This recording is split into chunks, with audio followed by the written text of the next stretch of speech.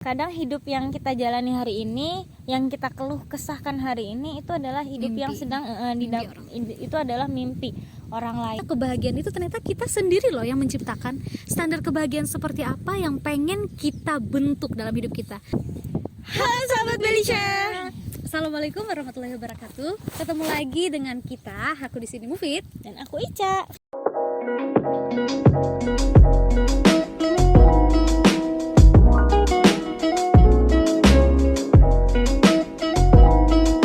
Kita sudah bahas mengenai hal-hal yang luar biasa, yakni tentang insecure ya teman-teman semua.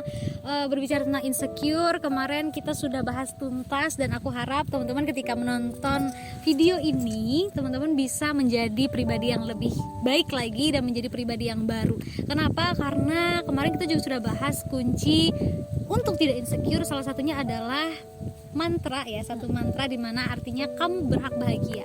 Benar banget, bahwa ya emang bahagia tuh ada yang punya haknya gitu. Maksudnya ada yang ngelarang, kan nggak ada. Bahwa setiap manusia, siapapun dia, dari lapisan masyarakat apapun gitu kan, dia berhak untuk bahagia. Karena bahagia itu tidak ada harganya ya. Bahagia itu nggak ada harganya, bisa dimiliki oleh semua orang. Betul banget. Jadi kamu yang hari ini lagi ngerasa down, yang lagi ngerasa sedih, yang lagi pengen mencari kebahagiaan, yuk kita cari kebahagiaan hakiki bersama-sama. Kebahagiaan itu berasal dari mana sih? Kalau aku ya teman-teman, kita mungkin sharing aja ya. Kebahagiaan yang aku tahu memang mungkin kalau orang lihat ya, punya uang banyak, terus punya ketenaran, punya keluarga yang bahagia dalam artian sempurna ya, punya ayah, punya ibu, itu adalah suatu kebahagiaan. Tapi kalau kita pikir-pikir, jika kita menaruh standar bahagia itu hanya pada orang lain, artinya sumber eksternal seperti uang, kemudian juga keluarga, uang banyak dan segala halnya, itu akan lama-lama mungkin akan hilang gitu ya, sehingga itu menjadi sesuatu hal yang apa ya, Akhirnya kebahagiaan itu tidak independen, murni kita tentukan sendiri. Dalam artian di sini kebahagiaan kita tuh mudah untuk disetting oleh orang lain ya, Fit ya. Iya betul. Kalau hilang ya begitu juga dengan kebahagiaan kita akan hilang. Nah, sehingga dari manakah kita bisa mendapatkan kebahagiaan? Ada salah seorang ulama yang mengatakan bahwasanya kebahagiaan itu dari mana sih asalnya? Beliau mengatakan kebahagiaan itu berasal dari hati. So, buat teman-teman semua yang sekarang mencari kebahagiaan, sebenarnya sumber kebahagiaan itu ada pada diri kita masing-masing, yang ada di dalam hati. Jadi kalau misalnya kebahagiaan itu berasal dari internal, kamu bisa membawa kebahagiaan itu kemanapun dan kapanpun. Benar banget, aku setuju sih sama Mufid ya. Sumber kebahagiaan itu harusnya dari dalam hati.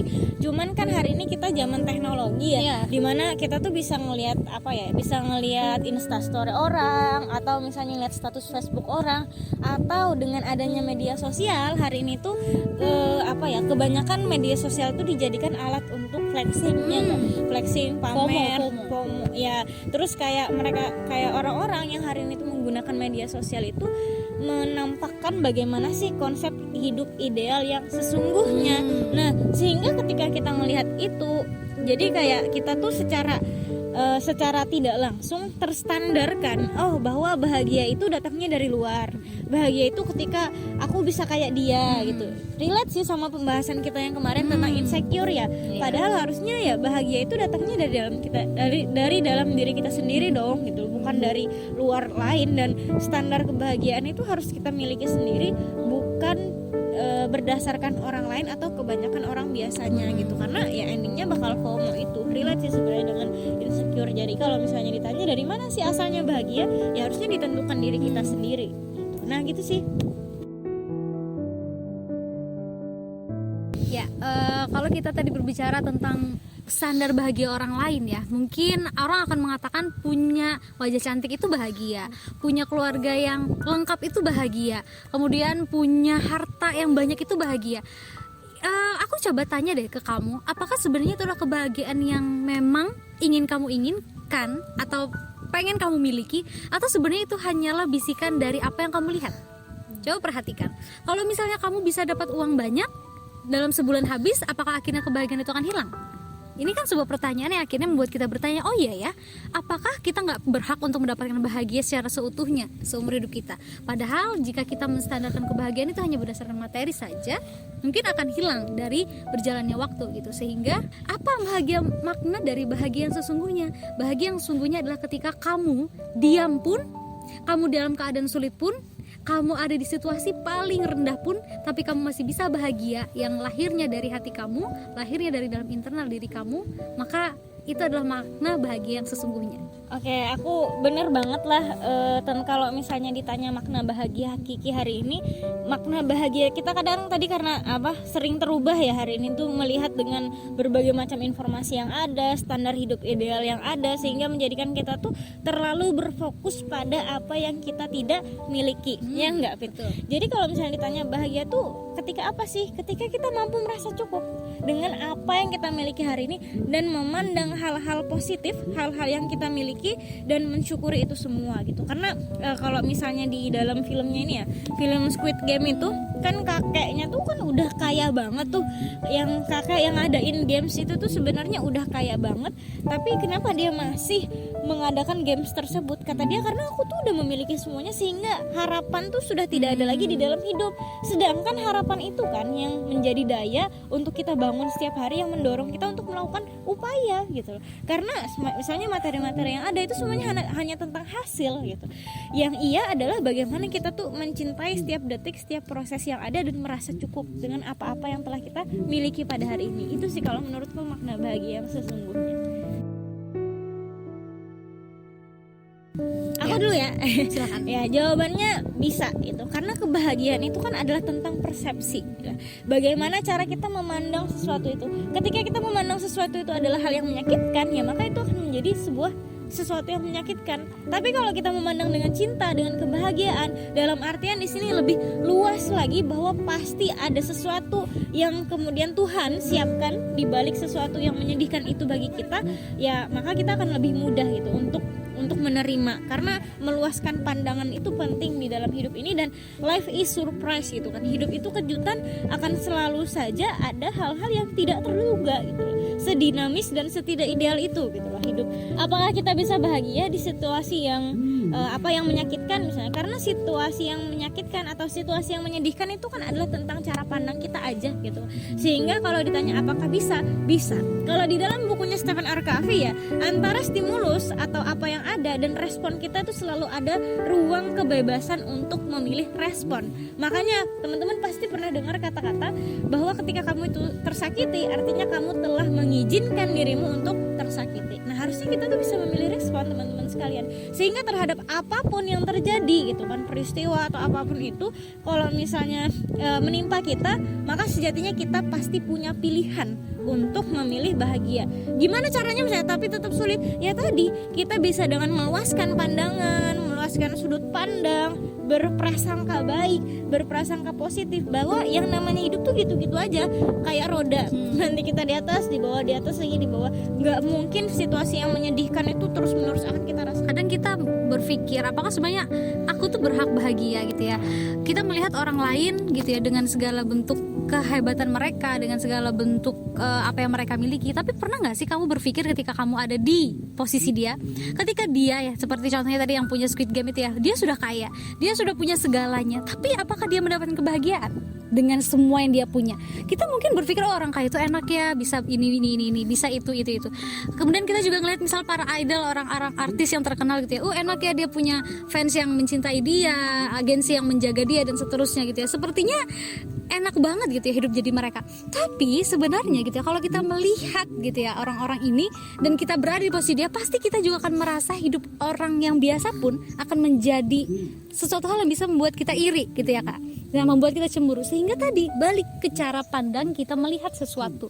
Perhatikan orang-orang yang mereka di penjara tapi mereka masih bisa bahagia, itu hebat banget. Kenapa? Karena sumber kebahagiaan mereka bukan berasal dari orang lain, bukan berasal dari materi, bukan berasal dari hal-hal yang di luar dari diri dia, tapi ada di dalam apa? Di dalam hati tadi, sebagaimana di awal dikatakan. Sehingga hati itu kalau mau kita bawa ke penjara pun, mau kita bawa ke tempat terpencil di dunia pun yang bahasanya nggak akan pernah bisa bahagia, tapi karena kebahagiaan dia ada di dalam hati, maka pasti di situasi seperti apapun, selama cara pandang dia, hati dia itu membawa pada sumber-sumber kebahagiaan, yakni diri dia sendiri, bahwa dia itu berharga dan dia itu pantas untuk bahagia, pasti bisa bahagia. Nah, bener banget. Kadang ini ya, kadang hidup yang kita jalani hari ini, yang kita keluh kesahkan hari ini, itu adalah hidup Mimpi. yang sedang itu adalah mimpi orang lain. Sehingga ya syukuri saja gitu loh apa yang hari ini kita sedang jalani atau kita perankan. Betul bang. Bagaimana kemudian cara kita untuk membuat step bahagia? Oke, sebenarnya ini mungkin lebih ke arah sharing kali ya, pengalaman aku sendiri gitu ya. Ketika aku awalnya menstandarkan kebahagiaan itu dari orang lain, dari eksternal tadi. Tapi kemudian aku mulai berpikir, sama tadi seperti di awal kita sampaikan, bahwasanya kebahagiaan itu ternyata kita sendiri loh yang menciptakan. Standar kebahagiaan seperti apa yang pengen kita bentuk dalam hidup kita. So, aku setiap pagi gitu ya, setiap pagi kita bangun tidur, aku bisa melihat diriku di kaca dengan keadaan sehat pun, itu adalah sesuatu hal yang bisa membuat aku bahagia. Kenapa? Artinya ada rasa syukur di situ. Sehingga sekecil apapun gitu ya, hal yang kita dapatkan hari ini, hal yang kita lihat hari ini, hal yang kita bisa rasakan hari ini, itu sebenarnya adalah sumber kebahagiaan ketika kita melihat sesuatu itu dari sudut pandang positif gitu ya. Sehingga tadi sebagaimana dikatakan Kak Ica, respon antara stimulus dan respon itu selalu ada ruang kebebasan untuk memilih. So, kita mau bangun pagi dengan mengeluhkah atau dengan cara kita bersyukurkah, itu kan sebenarnya ada di dalam diri kita ya. So ya itu ya, satu hal yang perlu dipahami untuk step membuat kebahagiaan adalah ketika bangun tidur, lihat dulu apakah kamu hari itu bersyukur atau enggak. Insya Allah kalau kamu pagi itu bersyukur, maka akan menarik hal-hal positif lainnya untuk bisa datang pada hari itu. Akan menarik hal-hal positif lainnya yang membuat sumber-sumber kebahagiaan itu datang terus di dalam hati kamu. Iya, betul banget nih. Karena di dunia ini ada yang namanya law of attraction ya, hukum tarik menarik kata orang itu, bahwa kita tuh akan menarik hal yang serupa dengan diri kita. Bahwa setiap apapun yang ada di alam semesta ini tuh dia berada pada satu frekuensi, kayak radio gitu loh. Kita nggak akan mungkin bisa dengar radio yang ada di frekuensi 8.0 kalau kita ada di frekuensi 9 misalnya atau 7. Nah, sama dengan kebahagiaan, kita tidak akan menemukan hal-hal positif di dalam hidup kalau bangun tidurnya aja udah negatif gitu loh. Sehingga penting banget untuk memulai pagi hari itu dengan tadi bersyukur, memikirkan hal-hal positif, bahwa hari ini aku udah bangun pasti ada ya surprise atau kejutan yang sudah Tuhan Tuhan hadirkan, yang akan Tuhan hadirkan untuk kita jalani. Dan ketika mau ditanya apa sih tips and tricks supaya bahagia ya, kalau dari aku sendiri, bagaimana cara bahagia? Iya, kalau dari aku sendiri itu adalah sharing tadi lah. Kalau aku sendiri itu merendahkan ekspektasi sih terhadap hidup gitu. Karena hidup tuh memang kadang bikin kecewa ya nggak, hidup tuh kadang bikin kita shock, bikin kita speechless, nggak bisa nggak bisa berkata-kata lagi lah, kok bisa terjadi ini terjadi itu. Jadi satu, mungkin rendahkan ekspektasi terhadap hidup gitu loh, bahwa hidup tuh kadang tidak ideal, sehingga kita tuh bisa prepare terus terhadap apa yang terjadi.